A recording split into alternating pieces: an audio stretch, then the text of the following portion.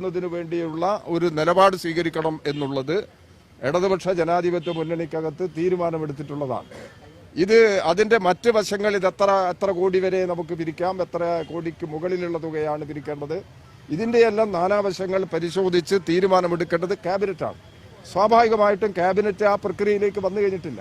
ഇടതുപക്ഷ ജനാധിപത്യ മുന്നണിക്കകത്ത് ഇതിൻ്റെ അകത്തൊരു ഭിന്നതയും വരാനിടയില്ല.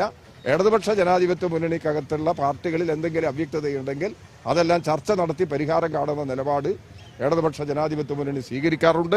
രണ്ട് കാര്യങ്ങൾ നമുക്ക് ഒരു പരിധി വരെ ശരിയെന്ന് പറയാം. കാരണം ഇതിനകത്ത് പിരിവ് ഉണ്ടെന്ന് അന്ന് തന്നെ LDF യോഗത്തിൽ പറഞ്ഞിരുന്നു. അതായത് കിഫ്ബിക്ക് വേണ്ടി അല്ലെങ്കിൽ സംസ്ഥാനത്തെ ഒരു ധനസ്ഥിതി ഉയർത്താൻ അല്ലെങ്കിൽ കിഫ്ബിയുടെ സ്വന്തം ഫണ്ട് കണ്ടെത്താനുള്ള ഒരു വരുമാന മാർഗം തേടേണ്ടി വരുമെന്ന് മുഖ്യമന്ത്രി അന്ന് LDF യോഗത്തിൽ പറഞ്ഞിരുന്നു. അതായത് ഒരു പിരിവ് അല്ലെങ്കിൽ ഒരു സെസ് എന്ന രീതിയിലാണ് കാര്യങ്ങൾ വരിക.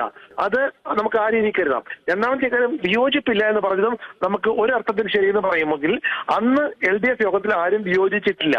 അതും ഒരു അർത്ഥത്തിൽ ശരിയാണ്. പക്ഷെ ഇതിന് രണ്ട് കാരണങ്ങളുണ്ട്. ഇത് ടോളാണ് പിരിക്കുന്നതെന്ന് LDF യോഗത്തിൽ പറഞ്ഞിട്ടില്ല. രണ്ടാമത്തേത് ആരും വിയോജിച്ചിട്ടുമില്ല. കാരണം വിയോജിക്കണമെങ്കിൽ ഇത് ടോളാണ് പിരിക്കുന്നത് അല്ലെങ്കിൽ കിഫ്ബിയുടെ റോഡുകളിലെ ടോൾ പിരിക്കുന്നെന്ന് അവർക്ക് അറിയണമായിരുന്നു. അപ്പോൾ ഇന്നലെ നമ്മൾ സൂചിപ്പിച്ചതുപോലെ വാസ്തവത്തിൽ ഘടകകക്ഷികളെ പറ്റിക്കുക തന്നെയാണ് CPM ചെയ്തിട്ടുള്ളത്.